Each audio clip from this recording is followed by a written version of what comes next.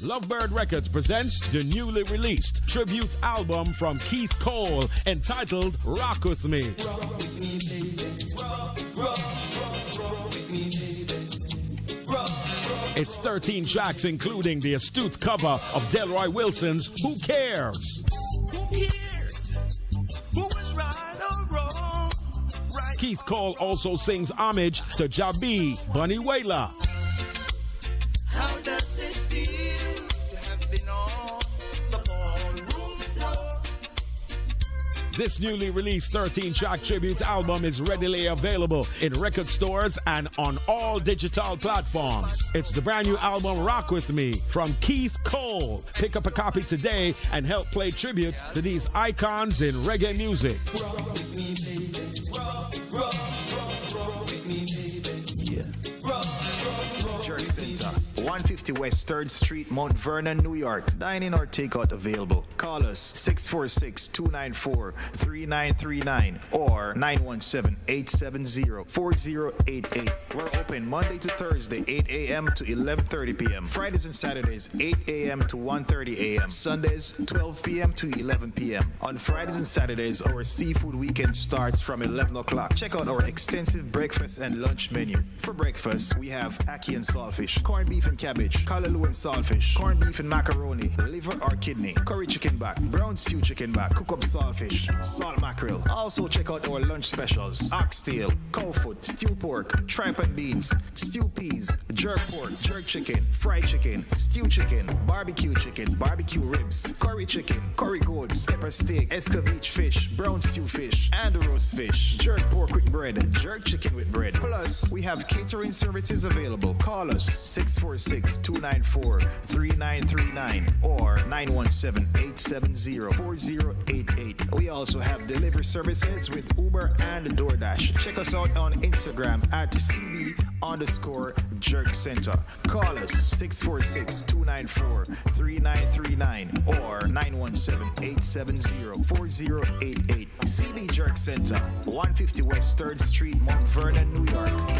Honey, you know, I just get a call from Mama again. She told me she haven't received the barrel as yet. Which shipping company do you use to send it off? Last year, no. I want to do now. You say, honey, you know you drink too much. I bet definitely your mother you'd use the right company. Simpson Shipping Enterprise. Weekly sailing to all destinations. In Jamaica, they go to Kingston and Montego Bay. Also ship to Europe and South America, East Africa, New Zealand, and Australia. We offer door-to-door service to Jamaica, Guyana, and England. Simpson Shipping Enterprise, 17 Mount Vernon Avenue, New York. Telephone 914-663-9216 or 914-663-9218. Yeah, go on like a yeah, mama. You feel me, mama? I'm me tell you something.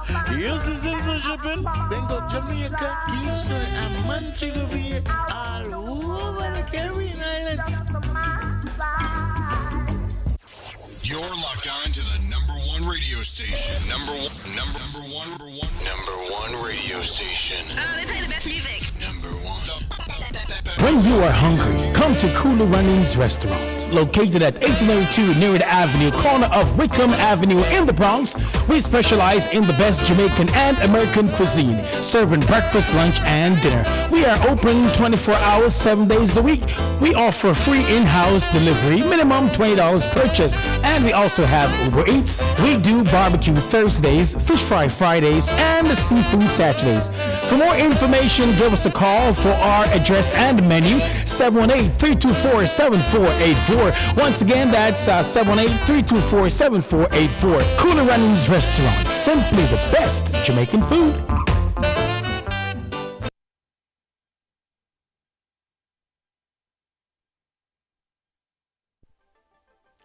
Hi, I'm Lady D Denise Gomez, and I have exciting interview segments and features inside the zone. For recording artists, you can sing. Well, Inside the Zone, second Thursdays at 7:30 p.m. is for you. Writers, share your story, no man. In From the Author Zone on third Thursdays at 7:30 p.m. Male Zone has unbelievably juicy stories of love, heartbreak, and triumph. 7 p.m. and has never been this good. On Mondays, it's news, talk, engaging features at 7 in the Monday Drive. And center stage has everyone talking on Thursdays. Be a part of the show. Email me insidethezone@gmail.com or call me 914-304-2592.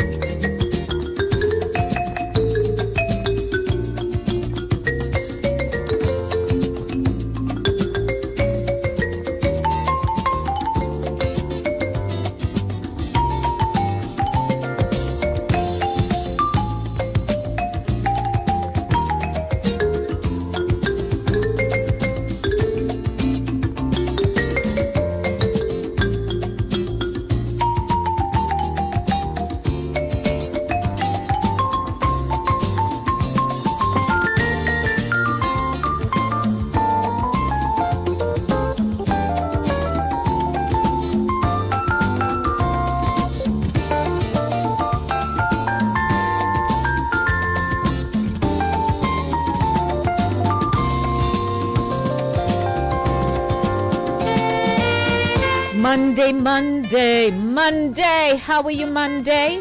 What's up with you? It's Monday, everyone. Monday. I'm back. Man, I came into a downpour just now. Rain, a fall. It reminds me of the days when I was growing up in Penance, running as a little girl without shoes, because I chose to do so, and get pop toe and all that kind of stuff. I got pop toe. Anybody remember pop toe? I would get a pop toe, yeah. Lord have mercy. As it healed, it go right back. Well, I tell you, I'm here to bask in the experience of the Monday Drive, keeping you in the know in the city you walk, drive, and reside.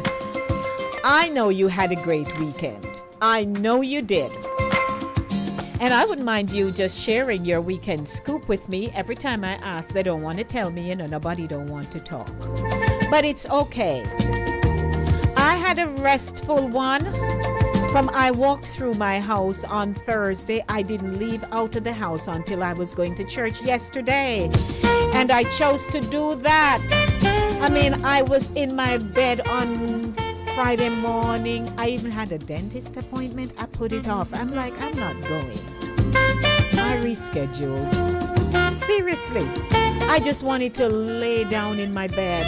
Because during the week, it's just so hard for me. And for you too, I'm sure. So that's the scoop of my weekend. And I went to church yesterday and I worshiped and it was a good day. and God has given me the gift of life. I'm here right now in this moment in time, and I'm so grateful. Today is a day to reflect on how far we have come as a nation on this day, September 11, or 9/11. And as I was watching, all those family members, friends, everyone who were affected and those who have a heart for what transpired on that day, just heart-wrenching. Every year it never gets better. It doesn't get better. But we just want to remember those who lost their lives on that day.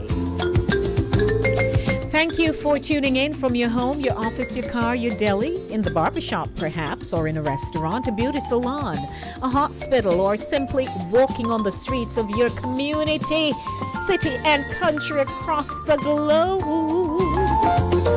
I welcome you. You see, I welcome you. Come in, man. Come in. Like when we would say, you come to the gate, you knock, you don't hear nobody. You say, hold dog. And they say, come, Denise, come. Because you dare not walk in. Especially, if they have dog, you dare not try. Especially if it's a known fact that the dog is bad, like bad dog. No, sir. Sharns, I miss you. Welcome. Bad dog. I tell you. So I'm inviting you on the veranda. So I said, come in, man. Come, everybody. Come sit down. Welcome to you. 21 minutes after 5 o'clock.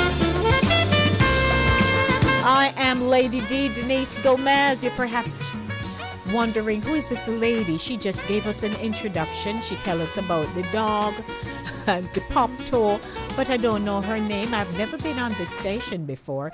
Well, my name is Denise Gomez, aka Lady D, and I'm the producer and presenter of this show called Inside the Zone, the community platform where information is guaranteed. Broadcasting on Linkage Radio 101.7, 104.5 FM. On Linkage Radio on the TuneIn app, Caribbean Vibes Radio Network, www.caribbeanvibesradio.com, and Fit 96.7 FM, fitfmja.com, your life, your music. Broadcasting in Western and Central Jamaica, St. Anne, Brownstown, St. James, St. Elizabeth, Hanover, and Westmoreland or Westmoreland, whichever you prefer. And Inside the Zone's YouTube channel, that's me, that's mine. I'm leaving a legacy, I tell people I wasn't just born to eat, sleep, and go back home to the Lord. There must be something that will be left behind. I'm not lazy.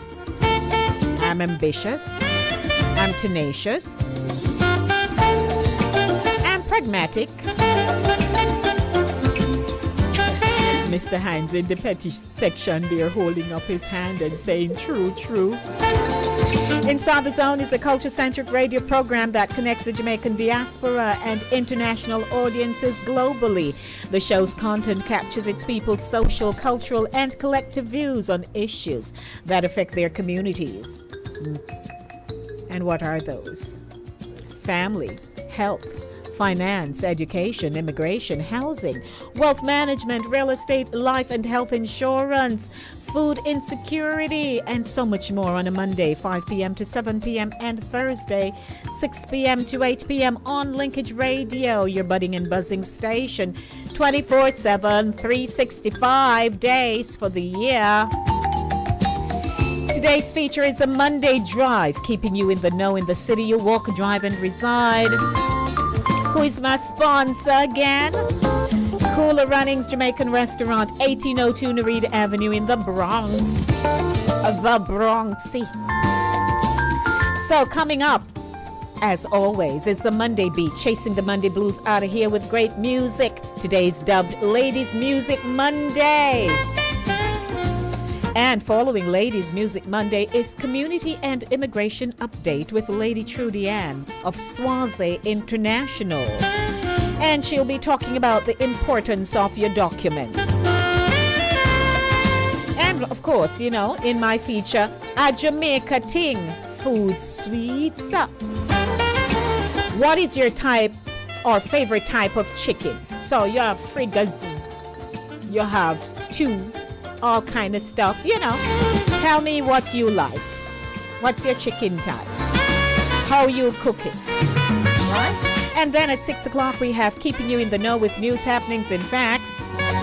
You remember September 11th. And at 6:30 we have Voices, the intellectual voice that has everyone talking. Who am I talking to at 6:30? Tony Sinclair. She's the CEO of the Wine Room of Forest Hills. Huh.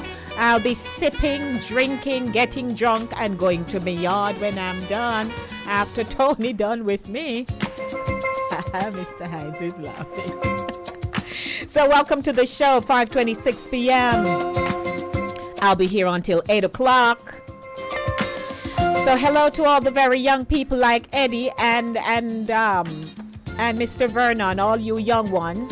I'd like to say hi. And to Mr. Hines. Mr. Hines young too, yeah. All the young peoples like you guys and ladies, Dolly and them. And I want to say hello. If you're celebrating your birthday, happy birthday to you. Happy birthday to you. Happy birthday, somebody. Happy birthday to you. It's your birthday. I hope someone wished you happy birthday. And you know something, if nobody wished you happy birthday, it's your fault. It's maybe you have not connected to people, built friendships, built a community around yourself, so nobody no know you. What can I do now but sing for you? That's it.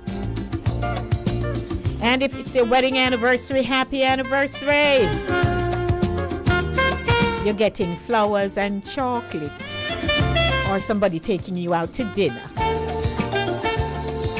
Whatever it is, enjoy. And the baby was born somewhere in the world today. 27 minutes after 5. What is our new telephone number again? 914-275-8911. 914-275-8911. And to my YouTube channel audience, it's a pleasure. Oh Lord, Sharon say, and vivacious. Cha. I left out that no Sharon's. Lady D, yeah. Welcome, Vero.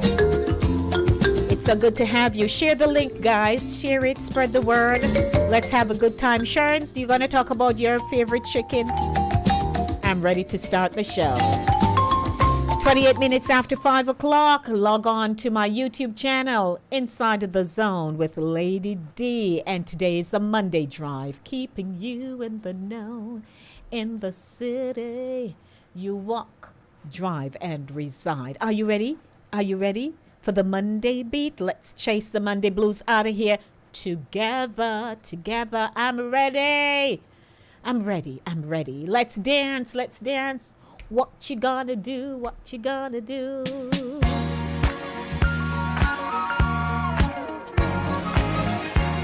Ladies Music Monday. This is how I do today in the rain.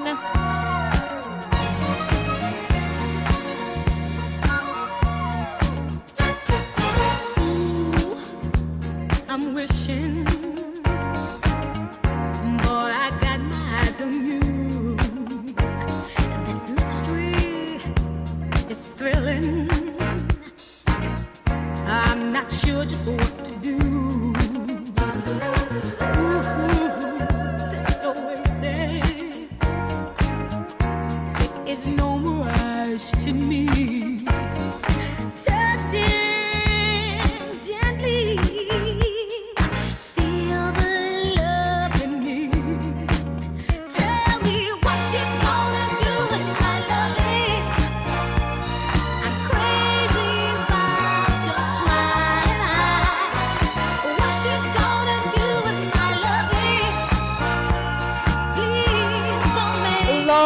great music. I tell ya. Stephanie Mills. Tell me now. Oops, oops, oops.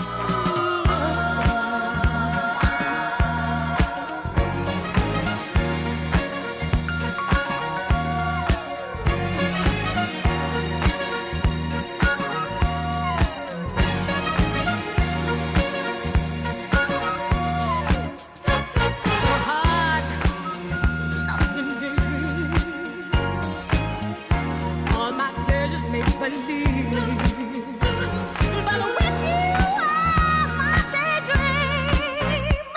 I never want to leave. This feeling shines like a precious jewel. And here you are me. All my love is for you. Tell me what you gonna do with my loving. I'm crazy about your smile. What you gonna do with my loving? Please don't make me fantasize. What you gonna do with my loving? Tell me now. Tell me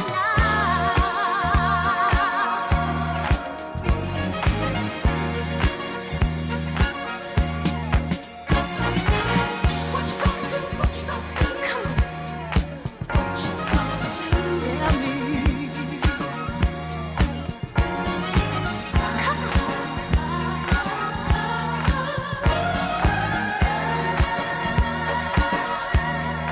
Tell me what you gonna do? What you gonna do?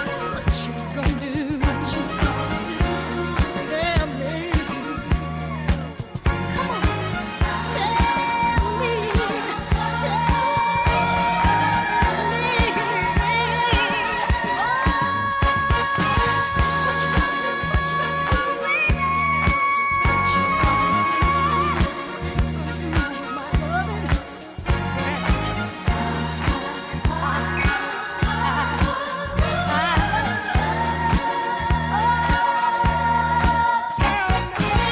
What you gonna do? What you gonna do? 5:32 p.m. What a way to kick off the Monday beat. Chasing the Monday blues out of here. I always like those ladies. I think they were just jiving back in the day. And they're not all, well, they may have matured some, but, you know, they really had some great, there was just something about how they performed, how the writers wrote the lyrics, how it was composed and arranged, and how they mixed in the studio. Oh, I tell you, just great music. Welcome if you're just joining me. You're in the Monday beat, chasing the Monday blues out of here with great, great music. And I do have music for you. I'm going to Jamaica with Naomi Cowan. You know, this is Tommy Cowan's daughter. Limelight. After me, come to my senses and me see same senses and bright light. Watch me walk out and I shine bright. Brighter tomorrow and me lead and to follow me a starlight. I am the starlight.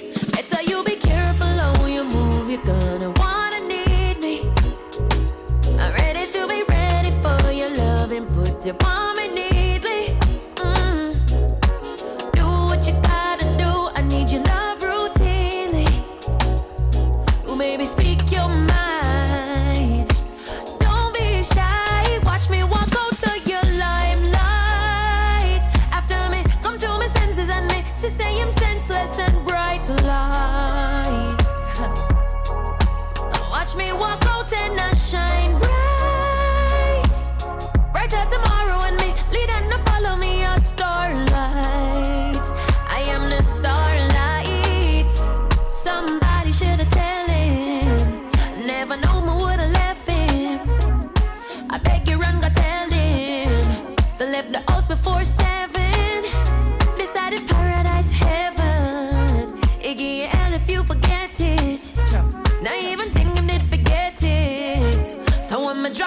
set it. Watch me walk out to your limelight. After me, come to me senses and me, see say I'm senseless and bright light. Watch me walk out and I shine bright. Brighter tomorrow and me, lead and follow me a starlight. I am the starlight. Tell me what you wanna tell me. Oh baby, show me all the things you really wanna show me. Do what you gotta do, I need your love routinely. Oh baby, speak your mind. Don't be shy, watch me walk out to your limelight. After me, come to me senses and me, see say I'm senseless and bright light. Watch me walk out and I shine bright. Brighter tomorrow and me, lead and follow me a starlight. I am the starlight. Yeah. I tell you, you know, there's something about when African women, Jamaican women hiss their teeth, like kiss their teeth. You know, like when we kiss with teeth and just can't be bothered. Or can't bother. You ever hear anybody can kiss teeth like there's no tomorrow? I tell you, I heard that a while ago in the song. She was like, I'm done. I'm done with you. 914-297-8911. It is 5:36 p.m. right here on Inside the Zone, the Monday Drive, keeping you in the know in the city you walk, drive, and reside. The show is brought to you by Cooler Runnings Jamaican Restaurant, 1802 Narita Avenue in the Bronx. I want to say good evening, wherever you are. Taking you now to community and immigration updates with Lady Trudy Ann. It's 5:37 p.m. Hello. Hi, Lady D. This is yours truly, Lady Trudy Ann, with the community and immigration updates. Today is Monday, August 28th. Lord, time I fly, man. In 3 days. No, in 4 days, it will be September. Wow. The end of the summer, back to school. When you go back to school, Lady Denise, are you done? Your school day is done already. I'm done. Anyway, people, once again, it's a pleasure to be here. Please excuse my throat. I'm coming off of a bad respiratory situation this past few weeks. Yes, I'm eating my halls. I haven't drank any ginger tea yet, or any mash up any garlic and onion and gargle, whatever the old time remedies is. And I'm maroon, so I should have known these remedies. But hey, I am actually getting better. But hope everybody is enjoying coming off, the Budapest track and field. Me know no fun of one ball. Here I didn't watch it because I am upset. But, so things go sometime. We're looking forward to Paris 2024 Olympics. And we know our girls and boys are going to bring it on track and field, in swimming, shot putting, javelin. Wasn't there swimming? There's swimming, but there's other things. With people, look about Talawa, right? And enough love to our Jamaican athletes all the time. So people, I wanted to bring you some, some things, so the little intricacies that some people don't really think about or they don't focus on because they're so gung-ho about getting sponsored for the green card that they don't think of all the other documents that they may need. Now, you're saying, okay, we're going to fill out the I-130, the green card application, the adjustment of status, the affidavit of support, because that's very important. And of course, the almighty work authorization and so, to get your social and your work authorization. But what about the other smaller documents that you must put together? So you need to, of course, have your marriage certificate if it's your spouse is filing for you. But a lot of people don't realize that what Miss Jean over here so did do, and she got through. Miss Ima Jean on the next side of the house did the same thing and didn't get through, and immigration came back and say we need XYZ. So you might say, oh, Miss Jean did this and she got through, so I'm gonna get through because I'm doing the same thing. No, Miss Jane did it, and a particular officer reviewed her documents and stamped it and say she's approved. Miss Ima Jean did the exact same thing, but she got a different immigration officer that decides that the T never did cross properly, the I never did that properly. So I'm gonna come back and ask for more documents, and hot up Miss Ima Jean head and worry her and stress her out. But that's the whole goal of immigration. They can do whatever they please. So you might go do the exact same thing that Miss Jane did, and you get denied or you got asked for more documents. And you're like, but, so people, this is one of the things I want to make sure. Please stop saying, oh, I have a friend, her sister, baby father, cousin, next door neighbor got through and this is what they did. Your documents are going to different immigration officers who sometimes go by their own emotions and their own having a bad day that day. So let me break it down a little bit for you. You'll send in your affidavit of support documentations.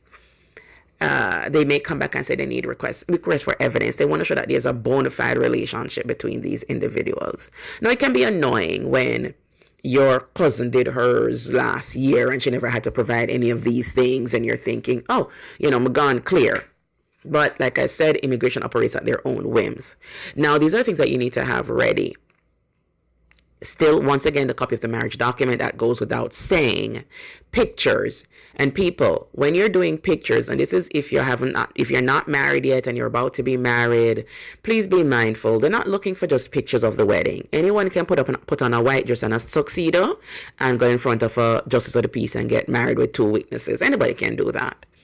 They want to see that you have a bona fide marriage. So pictures with the family at barbecues, at restaurants, pictures on vacation, pictures at events, maybe anniversary parties, birthday parties, pictures showing you, out and about with your wife or with your husband, with your children, with his children, with his family, your family, whatever it is, your friends, his friends, out with you. And these pictures, of course, need to be genuine. Not just go take some ad hoc pictures, because immigration once again can look at these pictures and say, okay, this is just for, people say just for the gram. They can say this is just for the green card, just for the green. All right. So these pictures need to show genuineness. No pictures of you on your couch, hug up and watch TV and eat popcorn, or of you maybe sharing a kiss. No pictures of you laying down in bed together. And I'm not talking, explicit pictures, but, normal pictures of you laying down in bed and maybe watching TV and reading a book or correspond. No, they don't want to see no pictures of you on the couch or you're in the bed. That doesn't show that you're married. So that 2 people on the couch, 2 people in the bed just lying down. Could be anybody. Could be a twin. All right, so we don't need those pictures. So when you're getting married, of course, this needs to be a bona fide marriage, hint, hint. So the pictures need to be genuine too. Pictures of vacation. Of course, many of you may not be able to travel to Jamaica or travel outside of the country on vacation, but if you go Florida, California, and you don't even go there, so either, Glen Island, you're in New York City, you go Glen Island, you go Coney Island, you go out for dinner, you go out to a Broadway play, you go out to the movies, things that shows that you're together and you're doing things together. Also, letters from friends. You may get back requests for evidence that you need letters from friends to attest to the marriage, to the bona fide marriage. So these friends would have to be people that know you and your spouse, know of the marriage, know of the relationship, people that you speak to, people can attest to the marriage. When you're going to use these individuals, you're going to need copies of their passport. If they're green card holders, copy of their passport with their green card, back and front. If they're American citizens, copy of their American passports and possibly naturalization certificate, their addresses here in the United States, and the letters need to state how long they have known you.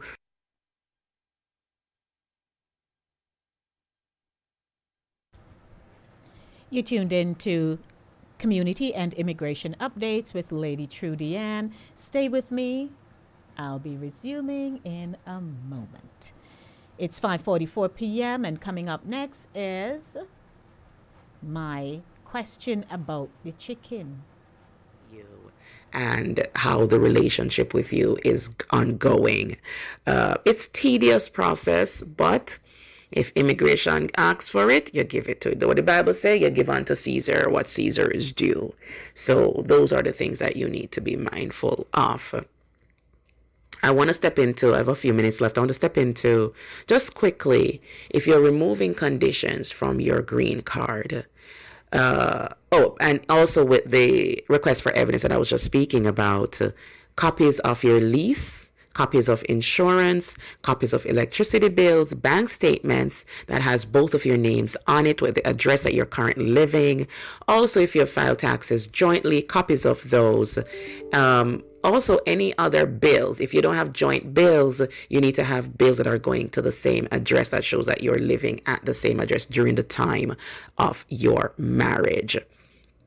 And I just want to finish off with the removal of conditions. Same things apply for the removal of conditions minus the letters. And if you have, the letters will come in if you have weak evidence. If you don't have a lot of the documents that I mentioned before, you're going to also need letters from people who can attest to your marriage. But if you follow these steps, then there will be no need for the letters for the removal of conditions. So with that, to reach my office, it's 929-312-1161. That's 929-312-1161. And as always, one love, walk good, mind Makajukia. Lady Denise, take care of yourself. And I hope you're not too disappointed with Budapest. I know you people that were talking. All right? Take care. Bye-bye. I'm fine, Trudy. Thank you, Trudy. Welcome once again to Inside the Zone, the Monday Drive, keeping you in the know in the city. You walk, drive, and reside wherever you lay down at night and rest your head. Did you give thanks today? I hope you did. It's Monday. I'm not sure how many people are listening and watching me, and rain is in your area, but I tell you, I come in here if it wasn't for the umbrella that I had to purchase yesterday because I couldn't find my umbrella. I would have get a piece of, as they say, soaking. The rain would have soaked my clothing if I never had the umbrella. And I'm looking on my phone. I mean, these apps are amazing because you can actually go to your weather app. I'm looking at the rain falling. I'm looking at thunder and lightning going on my phone. Isn't that something? You're just trying to say, hey, this is what's actually going on outside. So right now, it's 76 degrees and the rain will continue through, they say, until 7 o'clock. So I might just be leaving here with another wet up. Who knows what's going on? But I'd like to welcome everyone to Inside the Zone with yours truly, Lady D, Denise Gomez. Somebody said to me yesterday, the way you say your name in the announcements, because I do the announcements along with other people at my church, but we had a technical glitch in the morning. And so as I wrapped up, I used my usual phrase, and said, you know, I am Denise Gomez. Shalom. Somebody say I just seem to love my name. I love my name. Although I tell people I thought I should have been named Victoria. Good evening. How are you? Welcome to the Monday Drive. Hello and good evening. How are you? Wait, DL. What's cooking? Where you ups to? So if the rain wet, you have to go more rub up with beer rum. With beer rum. I'm like, you know, Mr. DL, the rain from I was leaving work when I looked outside. I looked behind my chair and by my desk. I said to myself, where is the umbrella? Denise Bossy this morning come out of the car, leave the umbrella. And that's so why. I'm like, Lord have mercy. When I looked outside, it's pouring. So a co-worker gave me an umbrella. It's a small one, but it worked. It took me to the car. DL. Yeah. To get in the car was one. Then I had to come out and carry back her umbrella, go give her. Yeah. Then when I got here, me have to position this stuff in the car so me can just pull out the umbrella and then hurry up, walk inside. Oh my gosh. Well, the rest is history. But thankfully we get rain because we need it, right? Absolutely. So you call at the right time. Meaning, I'm in the segment Jamaica thing, food sweets. So you just slide right in. So anything else you're going to raise DL, it can wait until news. Is news or no? No, it's not news. It's about whole dog and come to the veranda. Oh, that's sweet, you. Yeah, come, sit on the veranda, make me chat. And then ask you if you want anything for drink. Absolutely. No, you want some civil orange lemonade. Oh, yeah, of course. Tell you. And if they know you well, then say, we just cook. You want some dinner, right? But if they don't know you so good, maybe you don't get any invitation for that. You better set to... Or if you want some drinks. Or you want 2 crackers. Right. Or you want 2 crackers. It's amazing how when we think about, how we were brought up and stuff, because as I'm talking about the chicken, some people, when you smell cooking like most days, you say to yourself, but it coming like I same something I did smell yesterday.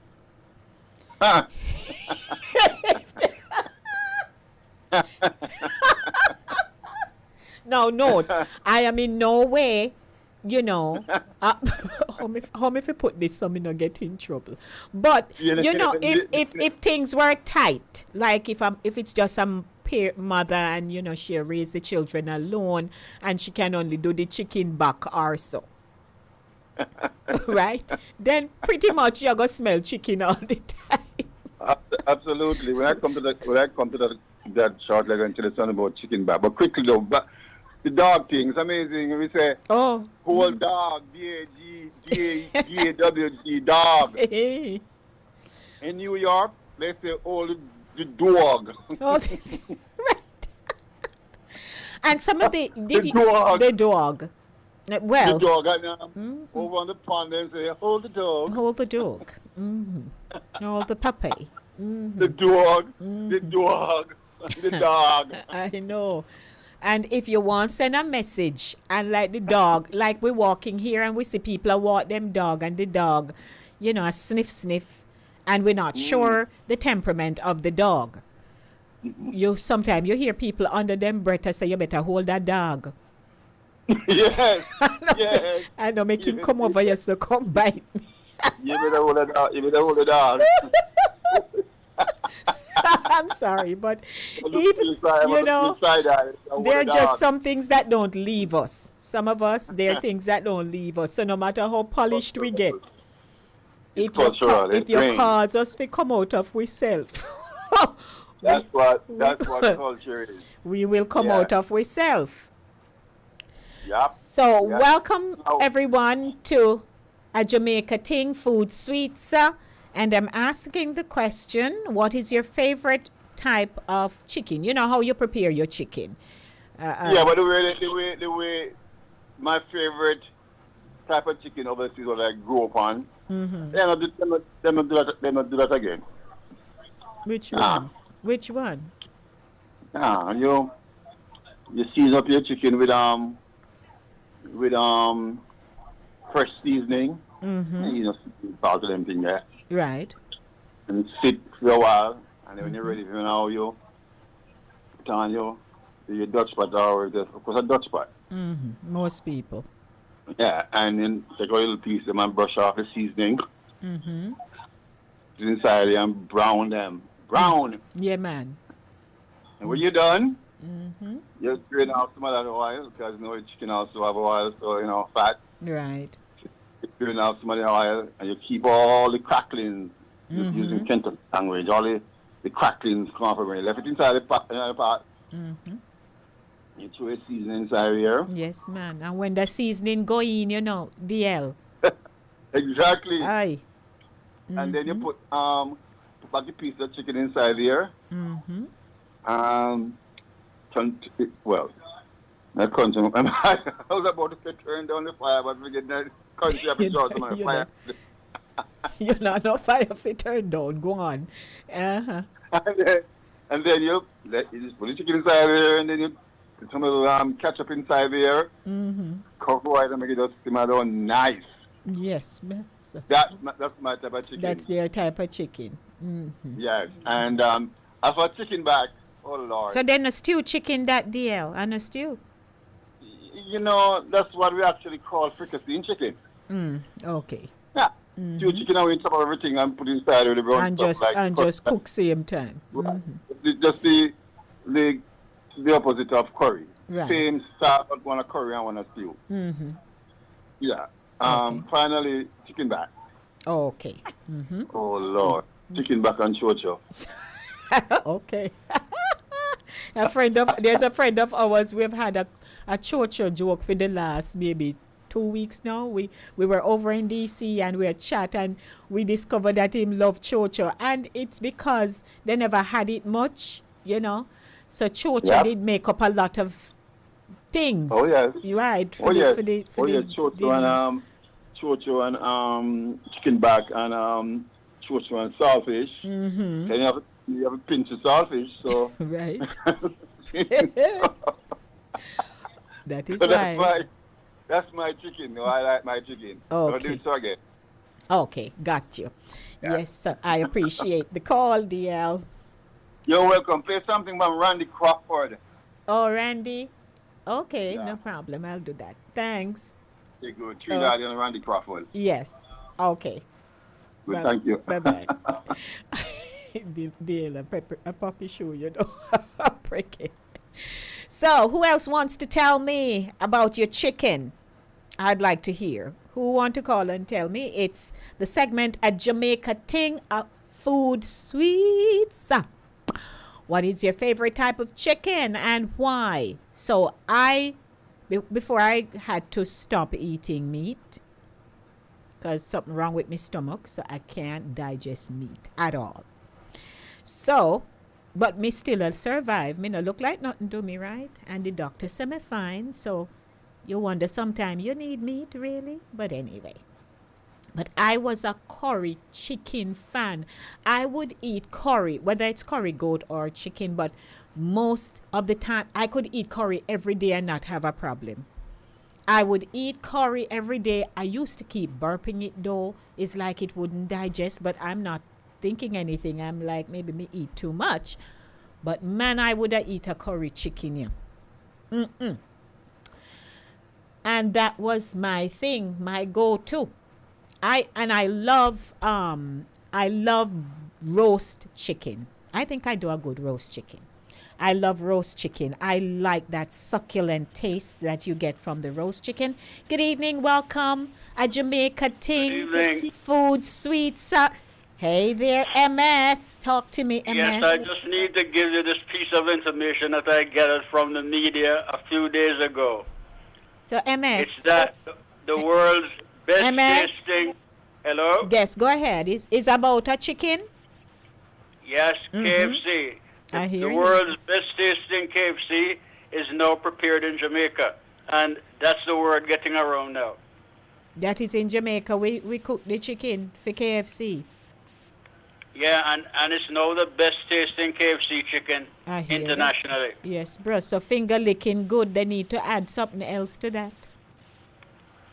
Well, because tourists, as soon as they get off the plane in Montego Bay or Kingston, the first thing they do is head for a KFC. Oh. And when they are returning, they have 2 buckets of KFC coming back with them. Oh, but you said, sure. All right. That's the story. That's the story. All right. I thank you for sharing the story. You good though, MS? Yes. Nice to hear you. Good, okay. All righty, blessings. Thank you. Yeah. All right, all the KFC fans, Colonel fans, good evening. How are you? A Jamaica Ting Food Sweets, sir. What say you? Quickly, now that you mention roast chicken. Okay, this type chicken, as I mentioned earlier on, that was in their country. When I came to Spanish Town, you get, baked chicken, the one where them take off the skin Mm-hmm. and bake it in the oven. And every so often, you, what do you call it? You baked brush it with chicken. Eh? The baked chicken. Yes, because it's skin it, Mm-hmm. and every so often you baste it with Yes. with ketchup, pushing Mhm. back, and get a nice. Listen, man. So I have a recipe. Me tell people me can cook. Me might not eat the meat, and I don't even cook them stuff again because my aunt not really fool around meat. So that not a part of our staple. But you see, if you get some nice cola champagne syrup or the soda, and you tip a little, whether it's lemon or lime juice, and you mix that with, and tip a little ketchup, not too much, and you mix that together and baste that fowl. Really? Okay then, go try. It is Interesting. so tasty.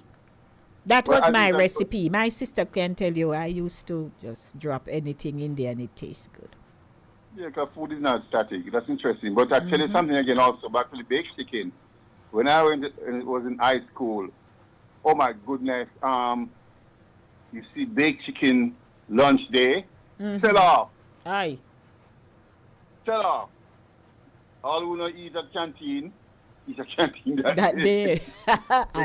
Yes. I'm telling you. But lastly, on to the curry chicken. I found when I came to America, how they cook curry chicken different than Jamaica. Because in Jamaica, we have nice little bits and pieces. Not man. So here's one whole leg. Yeah, because curry chicken in Jamaica meant finely chopped up.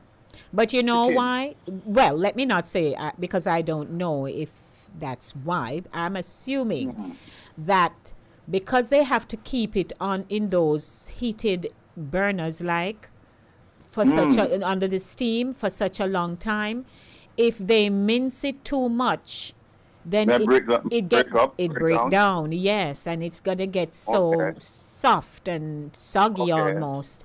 But they really still don't have to give you one whole leg as a curry chicken. They can chop the leg in half. Aye. I know. I see it out there.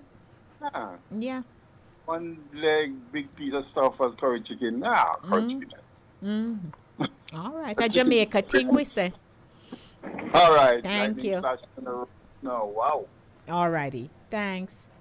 Let's get into the news. Good evening to you, and you, wherever you are. My name is Denise, Lady D Gomez. Taking a quick break. I'll be right back. When you are hungry, come to Kulu Runnings Restaurant. Located at 1802 Near Avenue, corner of Wickham Avenue in the Bronx, we specialize in the best Jamaican and American cuisine, serving breakfast, lunch, and dinner. We are open 24 hours, 7 days a week.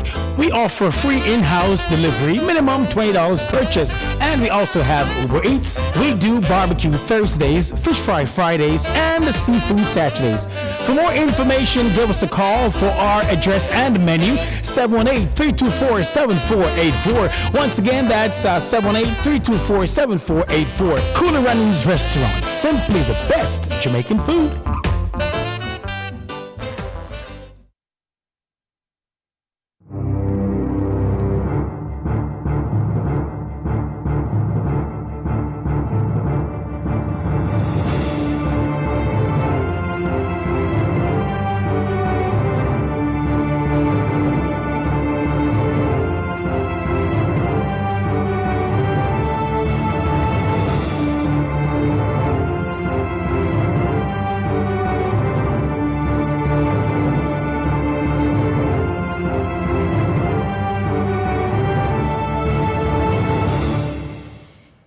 Minutes after 6 o'clock. Good evening to you. Welcome to Keeping You in the Know with news, happenings, and facts. My name is Lady D, Denise Gomez.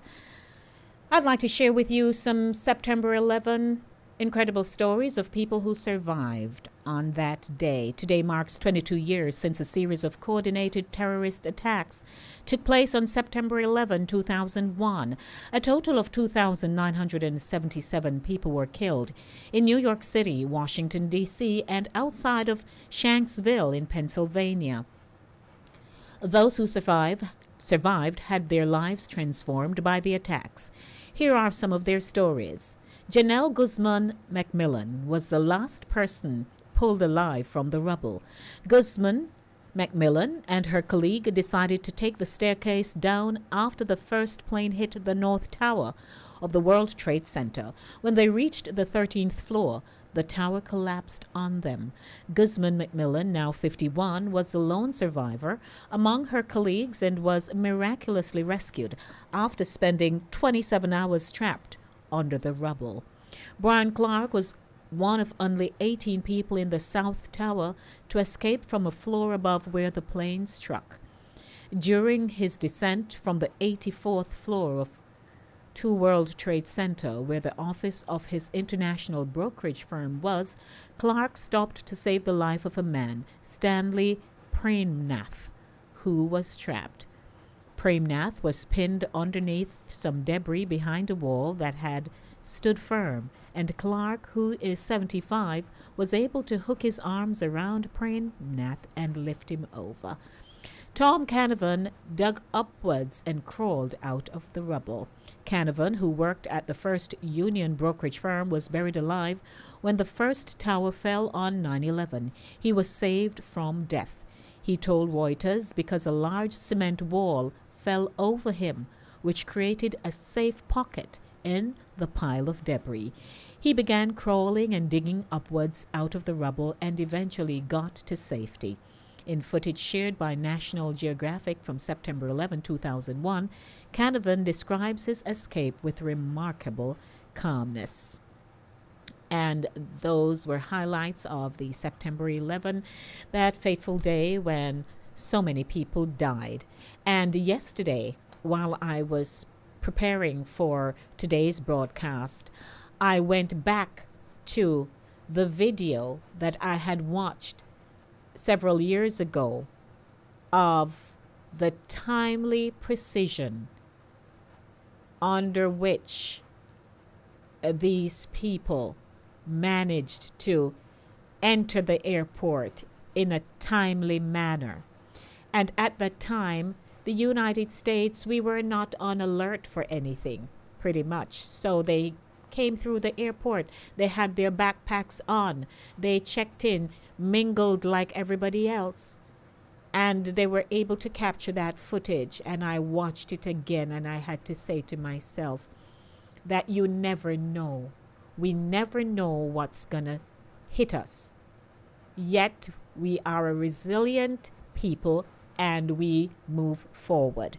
So each year it doesn't get easier for those who lost their loved ones, those who had near misses, because there is a high school mate of mine who he was working on the 80-something floor, and he had gone to work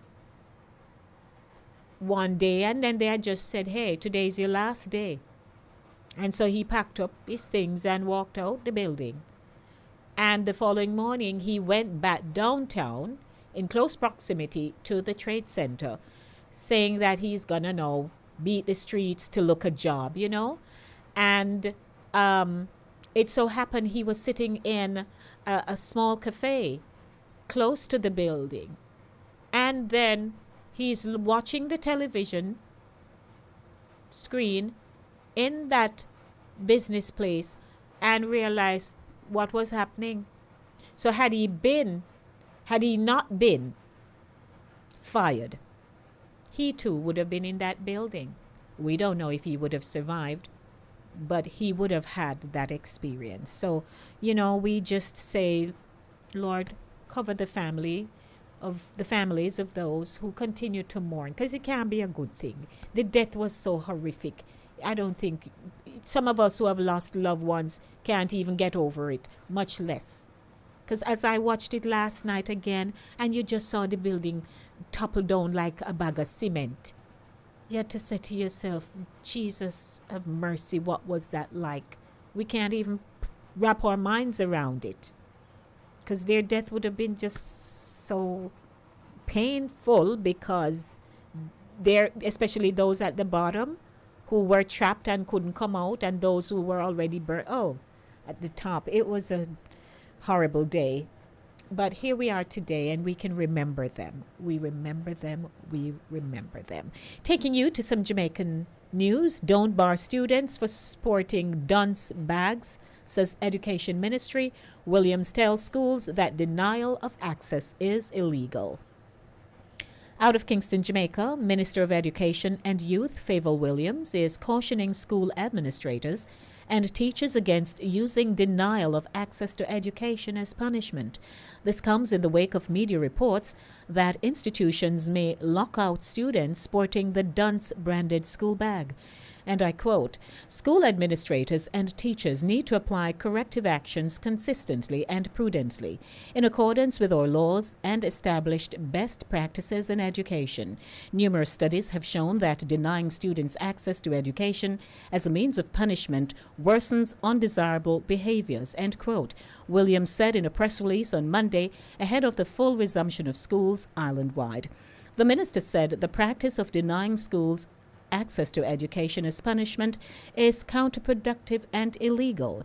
She says barring students from schools contravenes Article 28 of the United Nations Convention of the Rights of the Child, to which Jamaica is a signatory, the Education Act of 1965, as well as the 2004 Child Care and Protection Act, which is built on the best interest principle and also states that school leaders and teachers are acting in loco parents in placement of a parent.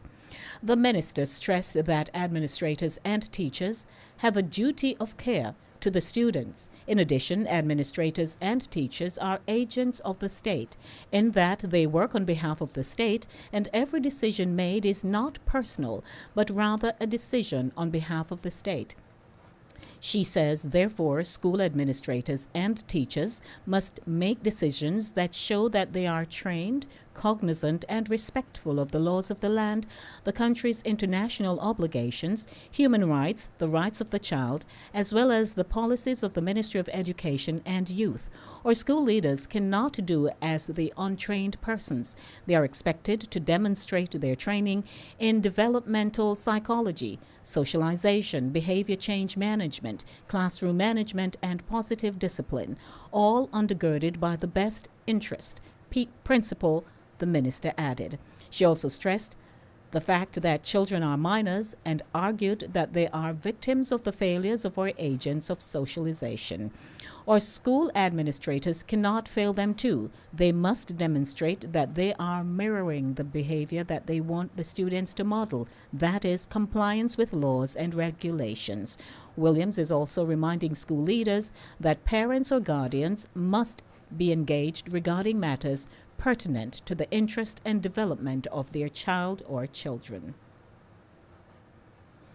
Out of Westmoreland, Jamaica, Frome Technical High had to dismiss classes early on Monday, as many teachers and students were left stranded on the road after disgruntled taxi operators mounted a roadblock on a section of the Savannah Lamar to Grange Hill Road. The cabbies are protesting the poor condition of the road. Provisional Principal Dorset Taylor told Observer Online that the academic and administrative staff were gravely impacted. She says, "When I heard or contacted the police, I contacted teachers, then calls came in from teachers to say they were unable to traverse the area to come in," Taylor said. Taylor noted that the decision was made to suspend classes early as the canteen staff was absent and the tuck shop was without food. And I quote, "We decided to put some plans in action. However, one of the problem was that there was no cooking. So if students were here, they wouldn't be able to access food," end quote, she reasoned. The students that were here, we had to take charge of them. So our teachers have registered them. We're now sending messages to the parents that we are sending them back home because we've heard that they will go back in the cabbies in the day, and we want our students to be safe, she added. The school's usual dismissal time is 3 p.m. The cabbies used garbage, fallen trees, and old appliances to block the road. When Observer Online went on scene, there was a heavy police presence in the area. And out of Port-au-Prince in Haiti, a significant number of foreigners, including Jamaicans and Colombians, have been incarcerated in crisis-stricken Haiti on several charges, including drug trafficking and murder, with many of them not knowing if they will ever appear before a court, a senior police officer in the country has said. Quote, even though the list is not exhaustive, we can count at least 52 foreign nationals in our jails in Haiti, most of whom have been detained on drug and murder charges, end quote, said Police Inspector General Pierre-René Francois. He told the Haitian Caribbean News Network, HCNN, a partner agency of the Caribbean Media Corporation, CMC, that the 52 foreigners, including 7 Colombians, 13 Jamaicans, 10 from the neighboring Dominican Republic, and 2 from the Bahamas, have been detained in several detention centers in Haiti, where at least 142 inmates were killed last year, many by cholera and other infectious diseases. He says a number of the Colombian detainees were accused of involvement in the assassination of Haitian President Moïse, the police inspector told HCNN. Moïse was assassinated as his private residence overlooking the capital on the night of July 6 to 7, 2021, allegedly by a commander team composed of former Colombian soldiers. And that's your headlines for today right here on Inside the Zone with Lady D, Denise Gomez. It's 16 minutes after 6 o'clock. Good evening. You may call me 914-297-891 to discuss the headlines. 914-297-8911.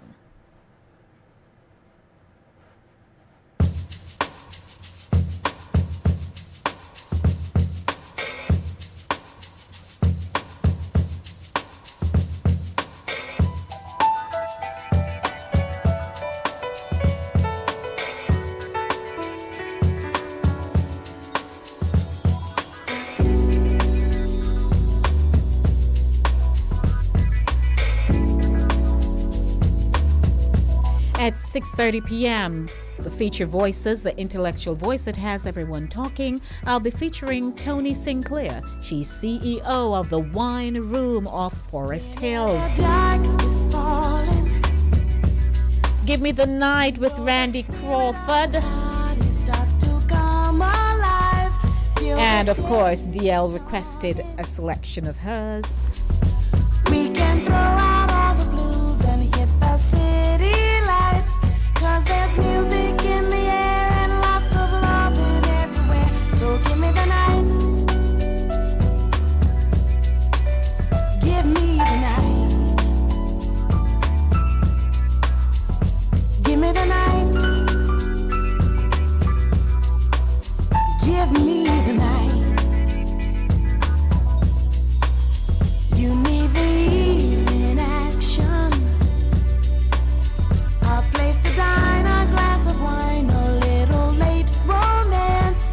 It's a chain reaction.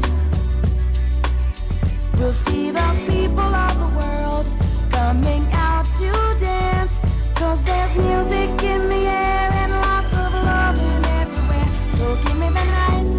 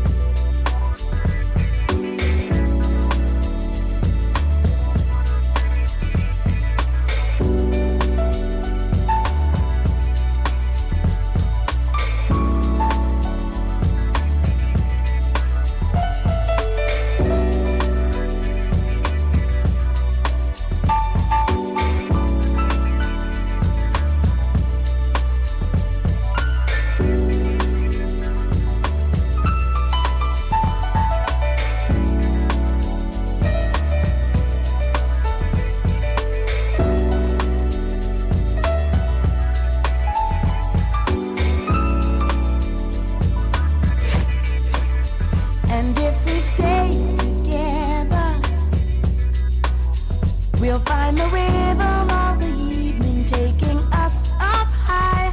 Never mind the weather.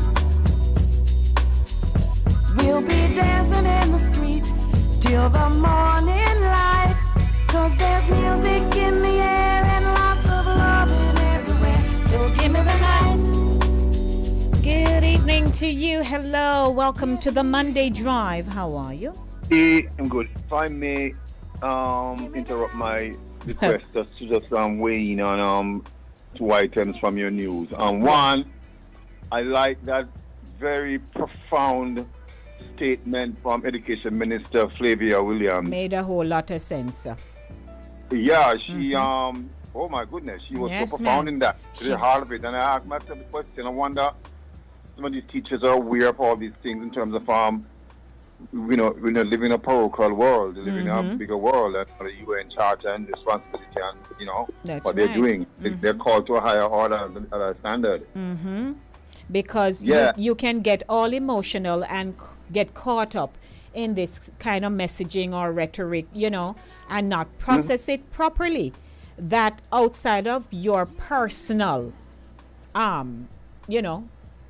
opposition of something, it have nothing to do with the child reaching school and being permitted to go into them class. Well, plus the poor child don't have anything to do with either. Parents No, them doing the it's the whatever it is, parents by the bag. Oh. But Yes. you know us, DL, we work on a 9-day wonder, but it always disrupts something. But why would they buy, which nincompoop create that? Does the shock value? And then what parents buying that and giving them child? That is so counterintuitive. Well, again, when we were talking about it on, when was it, Thursday? When it came, when I brought it to the fore here.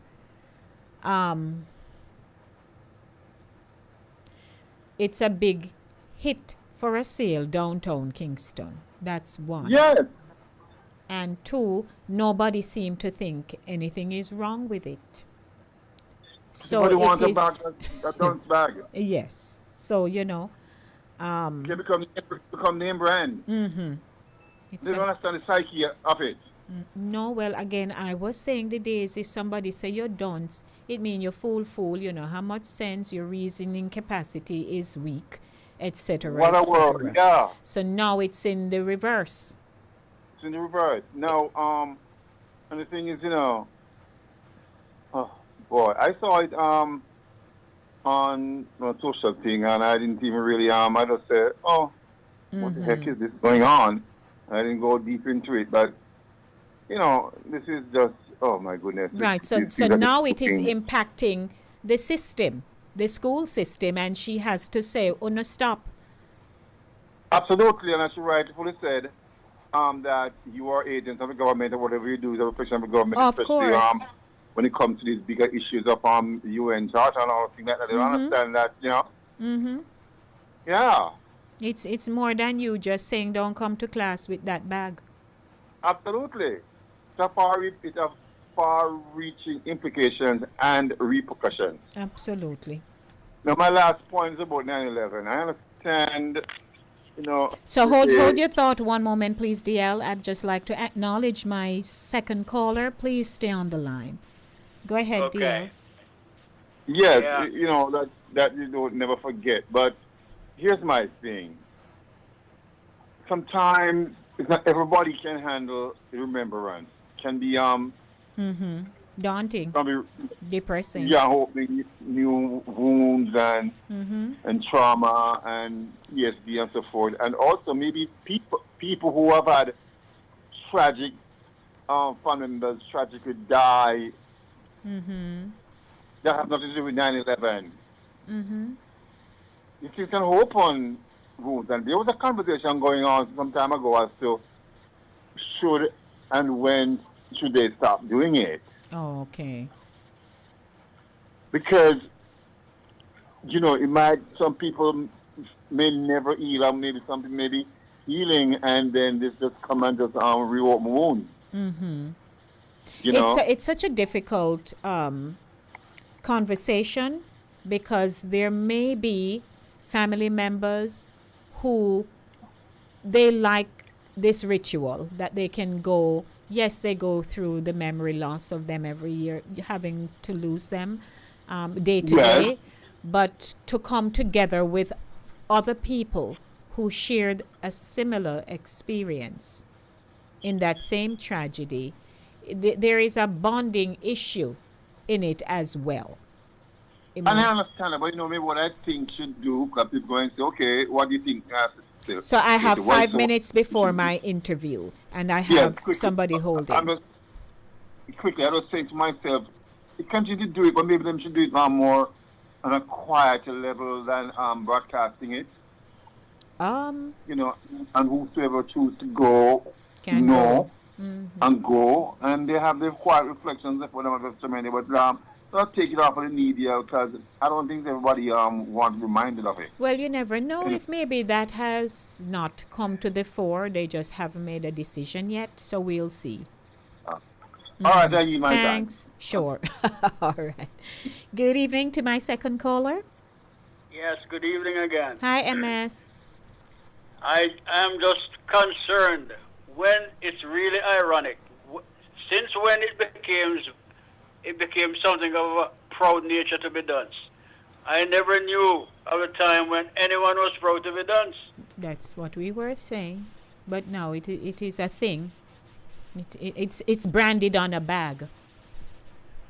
And we wear it, you know, with pride.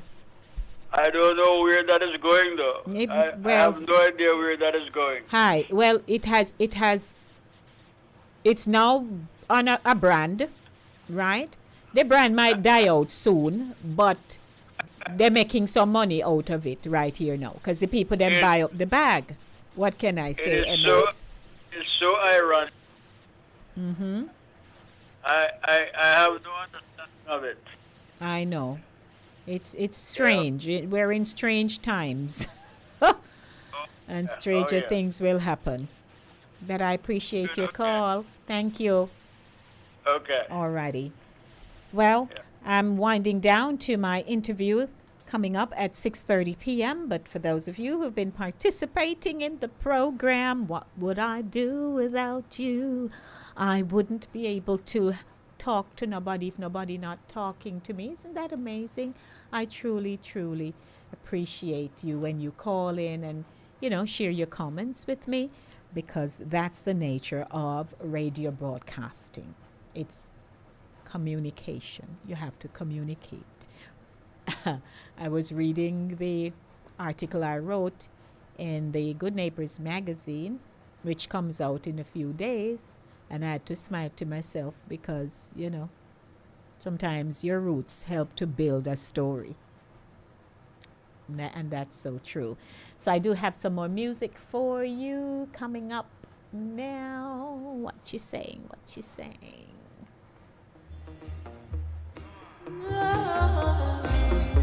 Ladies Music Monday.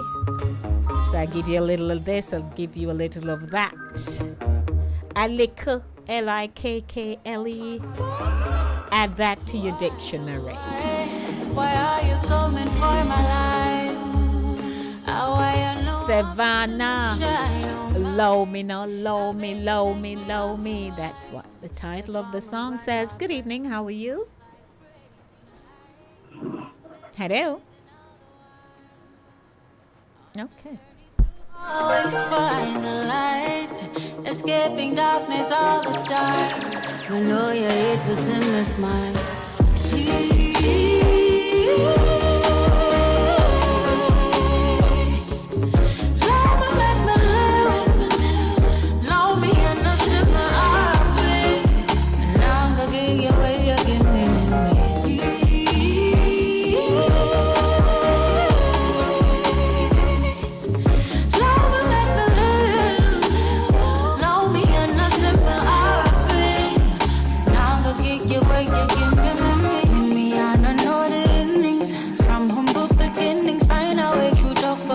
Can't tell me but like I'm in it.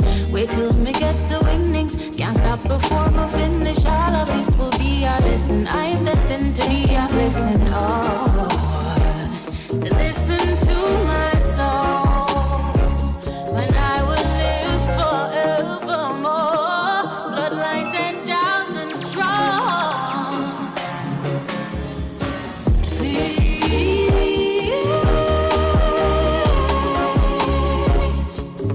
let me make believe, know me and the simple heartbeat. Now I'm gonna get you where you can be.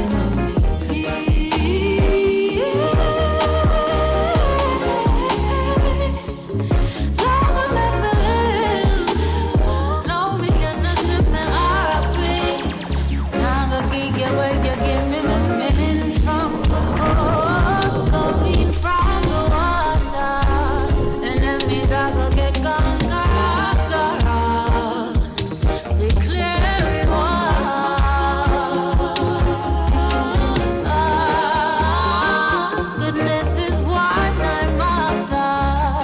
Listening to my forefathers. I am the storm. Please,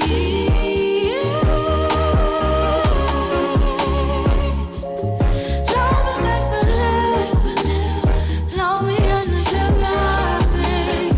And I'm gonna give you what you give me. And I go to the phone line. I say good evening, good evening, good evening to you. Good evening, Lady D. How are you? Good evening, Antoinette. How are you?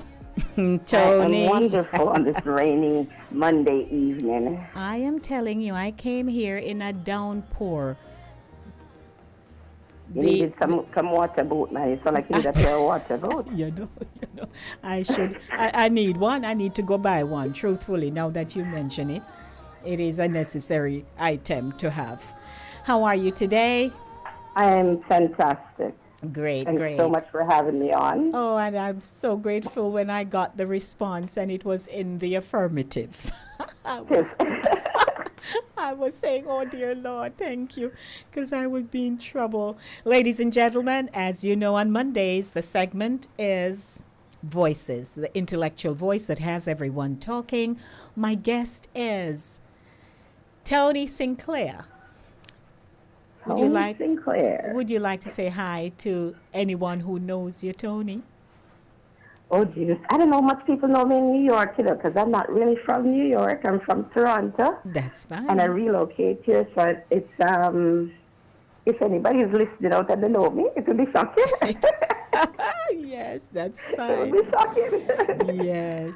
But I'd like to say welcome and thank you for joining me. Thank you. And I must say, you've got an amazing voice. Oh! I could listen to you all day. Really? Oh, my goodness. Thank you. I could listen to you on the radio all day. I love your voice. Oh, thank you, Tony. I appreciate that. I appreciate it so much. Not a problem. Wonderful.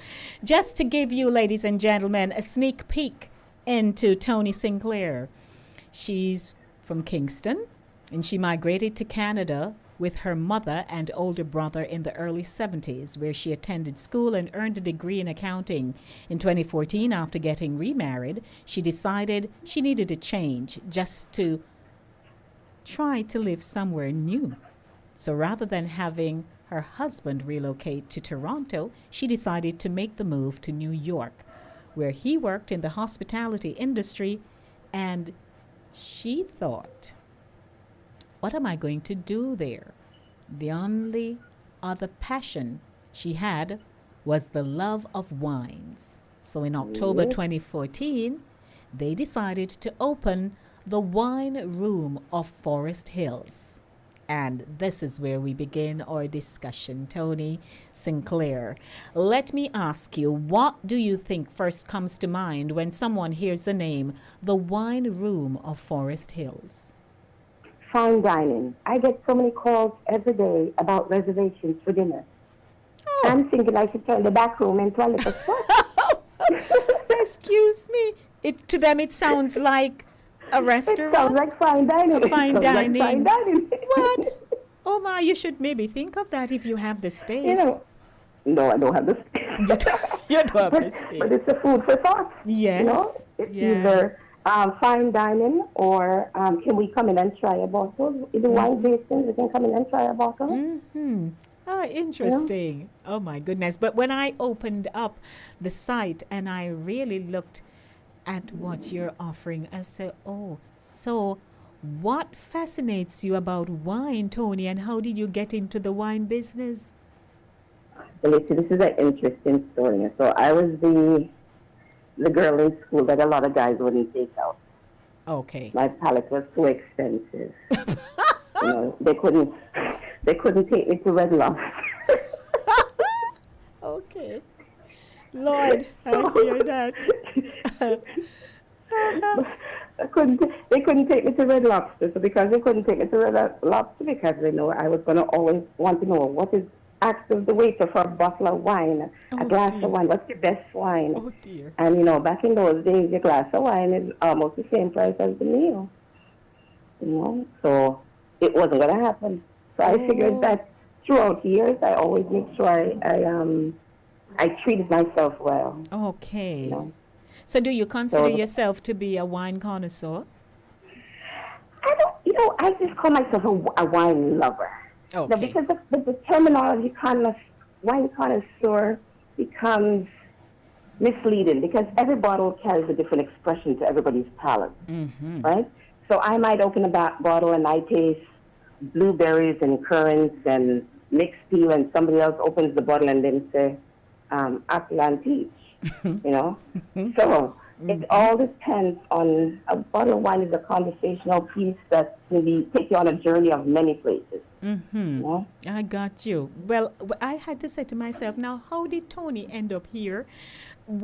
Because a lot of people come and they merge into business or something, but not with this kind of discipline, right? Yeah. So I was saying, no, okay. That's why I was so intrigued when I read the short blurb, because I said, all right, so let's talk now. So I know this must be a team effort because it can be an easy business. So I'd like you to I'd like you to walk us through a typical day at the wine room of Forest Hills. So it's myself, my husband, and I have a part-time assistant. And I specialize in the wines. My husband specializes in the spirit side, and for the spirit side, it means bourbon, single malt, gins, rums. I can't do that stuff. If I taste any of that stuff for days, I can't taste a bottle of wine. It throws my palate completely off. So a typical day, I sort of run an open door policy. Suppliers know if they want me to carry a product. If I don't try it doesn't come through the door. So I spend at least a good 3 hours every day just trying wines on a typical day. Oh. Every day, yes. So it's a team of three, that's what you're saying? Yes, team of three, myself, my husband, and then my assistant. So when I'm intoxicated by 2 o'clock, she takes over. I'm sure. So how intense does it get? And because of demand? Because of, you must have a high demand?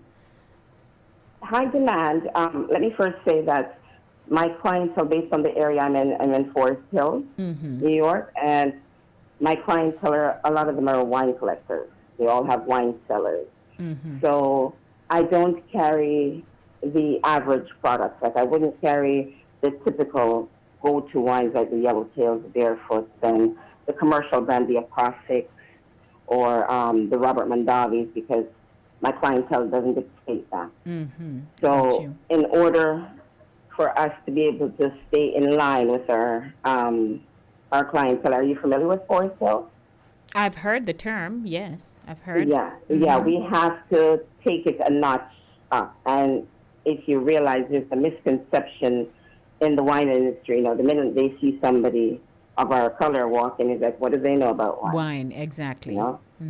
So because for so long we've been taught that wine's supposed to be sweet.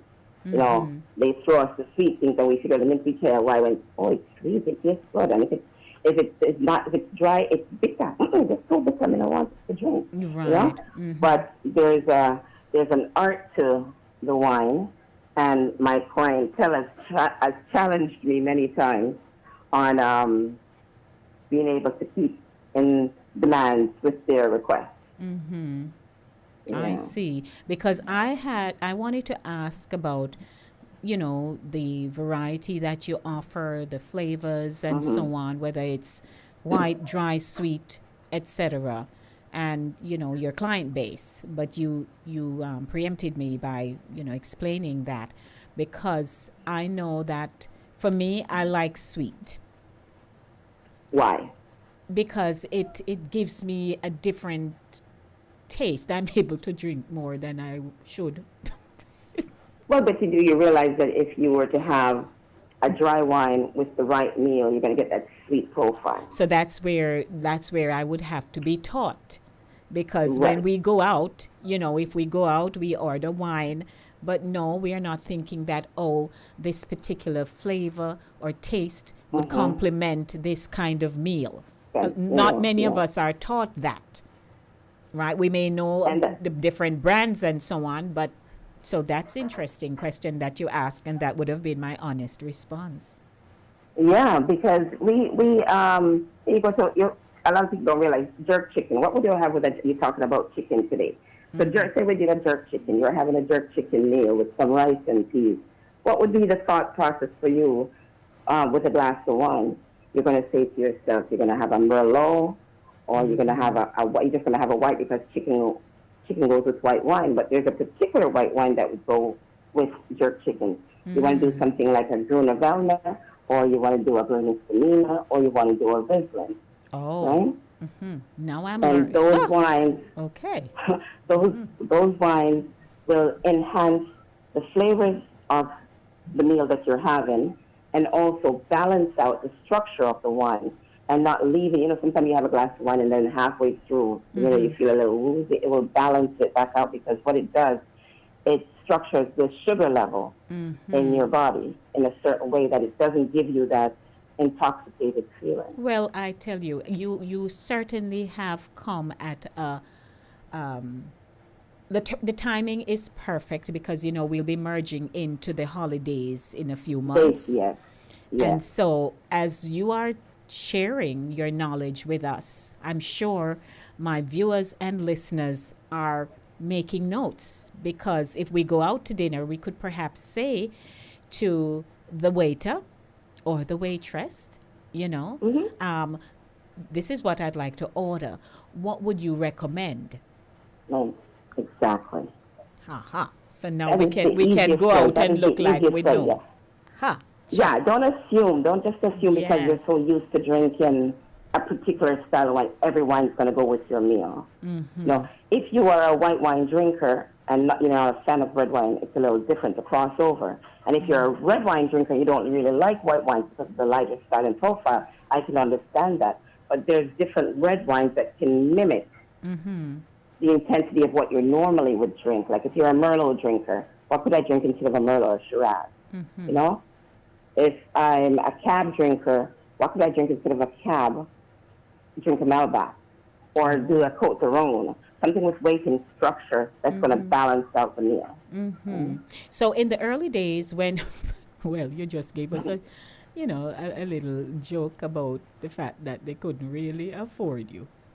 So, so your interest then in just wines came about because you were exposed that way when you were growing up? My mom worked for an airline back in the day, and she was always coming home with these fancy bottles. Oh. And we weren't of age to drink, but we know the bottle was pretty. And if she's bringing it home, it must be something interesting. Or then she would put it in the corner, and 5 years later you find the same bottle in the corner because my mother was not a drinker. Right. So she collected. She was a collector, yes. She was a collector of the wines, right. but she was collecting wines that were not even ageable. Oh dear. Right? Yeah. So it was always something that was in the house. We knew every Christmas it was on the table. At Thanksgiving it was on the table. If there was a birthday celebration, there was always a bottle of wine on the table. Oh my, and so you were exposed early. Well, that's interesting. So how is the wine room of Forest Hills doing? We are doing fantastic. I have to give God thanks. It's been 9 years of our journey. Next year will be our 10th year. And we are, I don't think myself and my husband really thought 9 years later we'd be still here, because the first 2 years was tough, you know. Yes. First 2 years was tough. You mean just getting your foot wet into the business? Yes, just being able to understand the logistics of the business. You know, a lot of people see, it's New York liquor stores. You know, all people just walk in and they just ask. My clientele comes in and they'll say, Tony, I'm having chicken for whatever for dinner. What wine can I serve? Or I have a dinner party tonight and I'm serving this and I'm serving that. What can I serve? And you have to be on your toes constantly. You know, there's this running joke. If I step out of the store sometime and they look through the window and they don't see me, you know, they don't come in because they know my husband is the spirit person and I'm the white person. I hear that. Okay. Yes, So yes. they always make sure, I'm having a party on Saturday. Are you going to be here? Yes, I'm going to be here. Okay, no problem. Because they want to make sure they're pairing the right wine with their meal. Got you. Yeah. Ladies and gentlemen, it's 6:45 p.m. If you're just joining, you're in the segment Voices, the intellectual voice that has everyone talking. My guest, so delightful, Tony Sinclair, CEO of the Wine Room of Forest Hills. And I'm personally making mental notes right now, Tony, because I know that when next I go out or I'm hanging out with my friends and so on, I can just show off a little bit. Go on, my friend. Go on, my friend. I can just show off and say, you know, I know how. And even a good friend of mine who she is watching from Barbados, Andrea, and she's saying, this is news to me. Oh. So she Well, maybe didn't I have know. to do this more often. Yes, maybe I have to do this more often. I would say you know? should. Not a problem. I am Yeah, here get with some people on board and let them Yes. understand the concept. Like I said, it's a true expression. You know, you're gonna open the bottle and it's gonna give you 10 people, 10 different profiles. But there's such an art to it, and I just wish more of our people would embrace it the way the other cultures embrace it. Like the Italian culture is such a dominant thing in the Italian culture, and the French culture is such a dominant. You know, in France, you get to 12, you can order a glass of wine in a restaurant, right? So I just wish our people would be able to embrace it a little bit more and not just don't be so stuck on the sweet profile. You know, open your mind, be adventurous, take a journey. I like to say the slogan in my store is "Take a journey through the world of wine, through the wine room of Forest Hills," because I've got something from every country. I've got French, I've got Italy, I've got Bulgaria, I've got South Africa, I've got Spain, I've got Chile. I don't think there's a region I don't have a wine from in the world. That's impressive. Andrea is also asking the question, this is alcoholic or non-alcoholic wine? Alcoholic wine. Okay, non-alcoholic wines, there are a few out there. Non-alcoholic quality wines is going to be hard to find because they don't have that age ability. It's sort of made and drunk, but there is a few. And if she wants, she can always email me and I can give her a few names of where she can get some non-alcoholic wine. Great. Thank you so much, Tony. Oh, just talking to you just opened up our knowledge, you know, and awareness about wines. Now, can I shift the conversation a little bit? Because I'd like you to share a bit about your childhood days, schools, your family, all of that. Well, let's see what I say. Like I said, I lived in Toronto for 38 years before I migrated I made the shift to New York. I have let's go back. I went to school, did my degree in accounting, had my children. They got to a certain stage in life. I figured they should be on their own. I came here, and I'm doing my thing. And now I have 2 grandchildren that spend the summers, and I'm training them in the store when they come for the summertime. Of course. So they know when they go over to grandma and grandpa. Yes, man. Yeah, man. I give them projects, man. I said, when you go home, this is your project when you go home. I need you to research South Africa and tell me what grapes come from South Africa. Because you're going to learn the business. I can't do all of this and it just die. If I die tomorrow, it's just done. No, somebody has to carry it on. Yes, man. Your legacy, you need to legacy, my footprints, like you said earlier, right? You're leaving a footprint. Mm-hmm. Absolutely. Yes. So that's so Yeah. interesting. Well, I believe that the business will grow, and I know that I'll be able to call you up at some point and say, Tony, Of course, hey, anytime. you know, this is what I'm doing. What's your recommendation? Yeah, and what I will do with you, we do wine tasting. There's a big one coming up November the 11th. I will shoot you the information over, and then you can get it out to your audience. They can come through. Yes. It's usually about 4 hours long. No charge. They just come through, taste some stuff. There's always food and music to make a party of it. Of course. And they can get the experience. And I would love the experience. I'll just, I have a crew, and we like to do Come on stuff. by, man. Yeah, we like to do stuff. Yeah. So we'd love. So it's a pleasure talking to you today, Tony, about Thank the you so wine. So I'd just like to say, if I were to do a voiceover for you, man, by the time I'm done, the people would run come, because I know, man, because your voice pretty, man. Yep. The wine room of Forest Hills. Forest Hills. You make it sound so sexy. I tell you, oh Lord. So guess what now, before we wrap up, there is a fun segment that I have. It's all spontaneous. Oh, And I require one word answers only. All right. It easy, man. It easy. Believe me. Not hard. All right. I'm ready. Ready? All right. First one, wine. Enjoyment. Second, family. My heartbeat. Well, that's a sentence, no. I hear Love. Love. Okay. Business. Passion. Education. A must. Oh, sorry. You're passionate about that. Yes, let's hear education. What's the word? Futuristic. Okay. Canada. Homesick. Oh, dear. Oh, Lord. Grandchildren.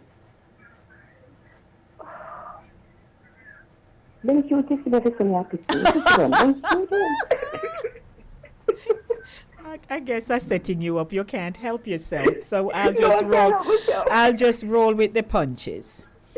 All right, no problem. Legacy. Oh, God, that's a tough one. Legacy. Knowledge. Great. Team.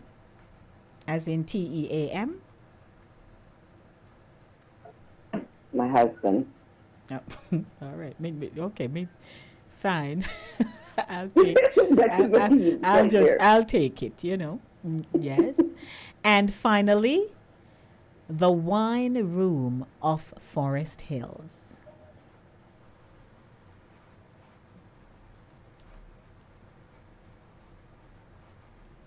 Educational. Wonderful.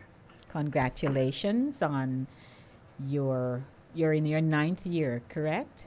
Yes, Congratulations, and I hope you're having a big splash for the 10th. What, you're having a big splash for the 9th plus the 10th? Wonderful. So see there, nice.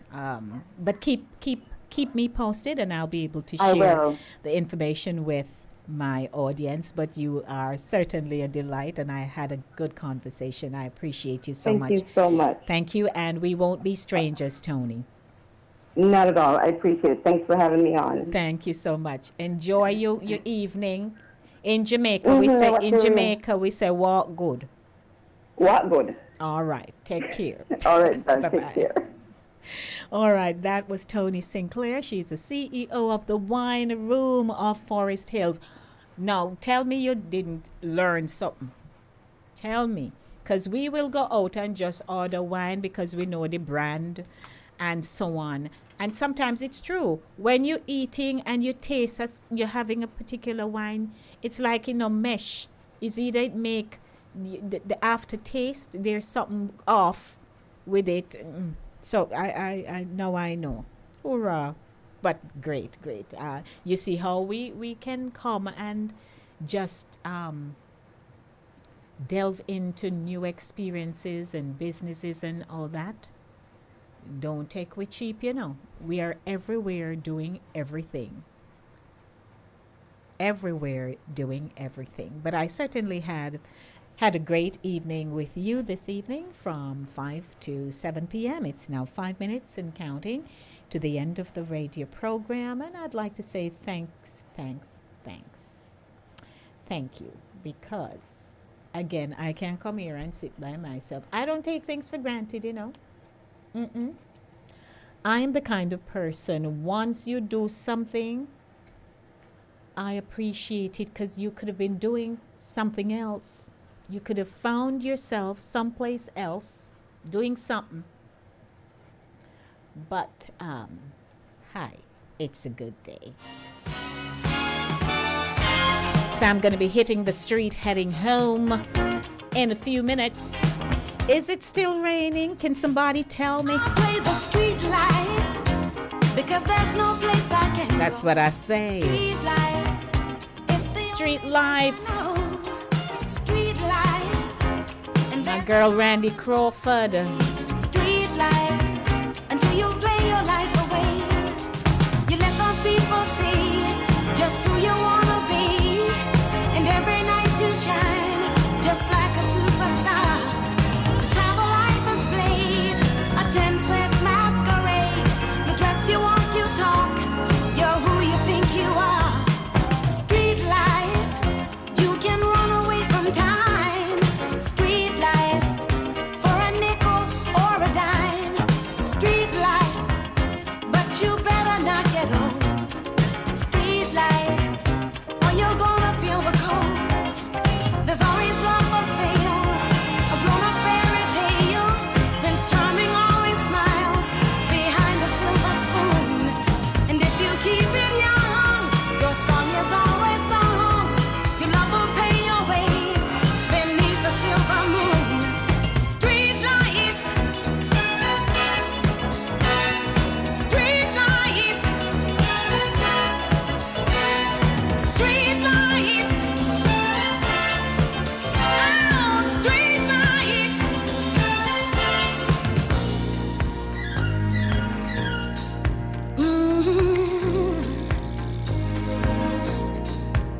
Yeah.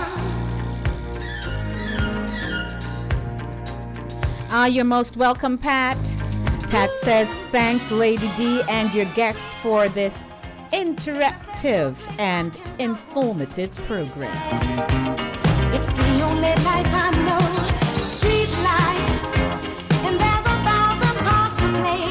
Street life, until you play your life away. Music sweets.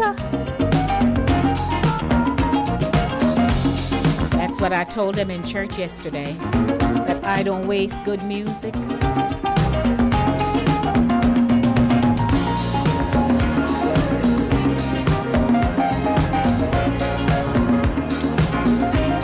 I'd like to thank my sponsor, Cooler Runnings Jamaican Restaurant, 1802 Nereid Avenue in the Bronx.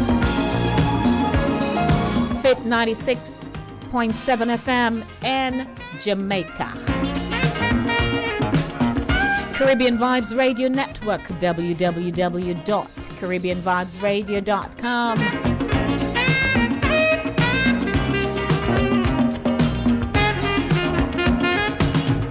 And to you, my listening and viewing audience, what a Monday. Here on the Monday Drive, keeping you in the know in the city you walk, drive, and reside.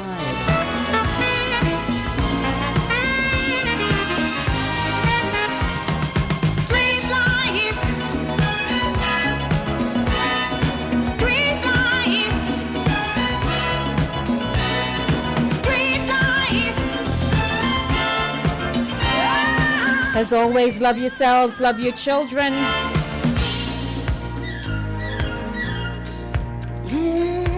And please, do you know where your children are? Give them a call, say hi.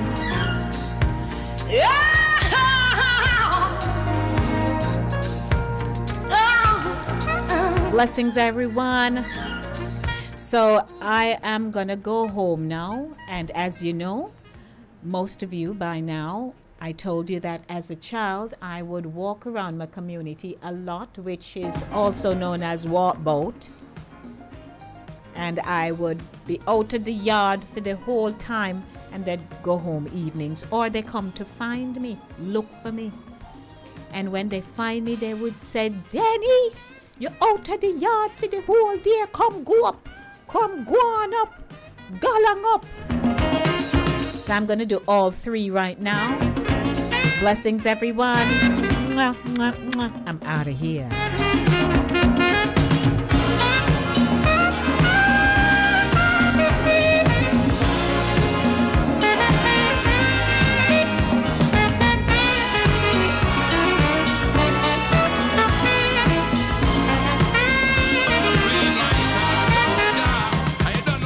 I represent for Linkage Radio 104.5 FM. I def them.